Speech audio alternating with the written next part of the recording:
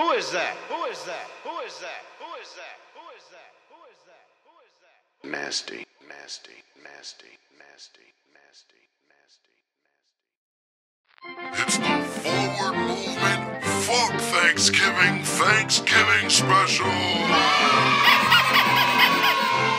Starring your boy Nastee. Paid for by people who are fed up with the slave owner's history.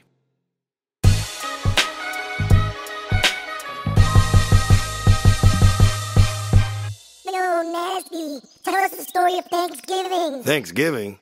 As in thanks for giving us your land? What you talking about, Nast? Okay, let me break it down for you. Back in the days, there used to be a king over in Albion. Albion? Yeah, you know, where the white people are from. That's where we get the term albino. Oh. Anyway, the king gathered some of his subjects for a quest. Since he felt he was sending them on a religious mission, he called these subjects pilgrims and then sent them on a quote-unquote pilgrimage to the New World. Pilgrimage? Yeah, you know, when you go somewhere important to observe something that's sacred to you. The thing is, the king wasn't really sending them on a pilgrimage. He was sending them on a quest to conquer the world. Whoa. Crazy, right?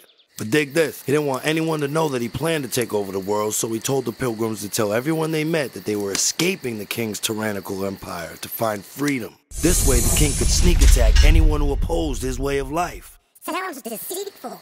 It was. The pilgrims jumped on a boat called the Mayflower and set out to sea in search of the new world. They didn't really know how to navigate with the stars, so they got lost. Remember this, only a few years before the voyage, they thought the world was flat. And because they got lost, they ran out of food. By the time they reached the new world, they were sick and in dire need of help. They finally landed in Massachusetts, where they came across some aborigines. Aborigines? Original people. Ab is a Latin word meaning from, and origine means origin. The aborigines had been on their land well over 10,000 years. At this point, Albion had been existing for half that time. The king's pilgrims were so hungry that when they reached the shore, they would have died if not for the aborigine peoples. The aborigines were kind-hearted by nature, so they took the king's pilgrims into their village and fed them. Since the king's pilgrims were lost, and they couldn't speak the aborigine language, they decided that they had landed in India, and these were the so-called Indians. The aborigines taught the king's pilgrims how to survive, not knowing they had a secret agenda, not to mention a few diseases they had acquired while lost at sea. The king's pilgrims began to get well, and they sprang into action. They quickly renamed the area New England and gave the aborigines a taste of their lifestyle, which included excessive alcohol use and having their own sisters as girlfriends. Ew. I know, right?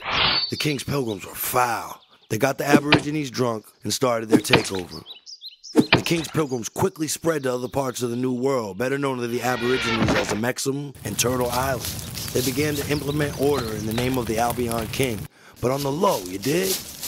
When the king's pilgrims finished the takeover, they decided to make a holy day remembering the day that they began the takeover. They called that holy day Thanksgiving. They are saying thanks to the aborigines for giving them the land. Damn. Fuck Thanksgiving.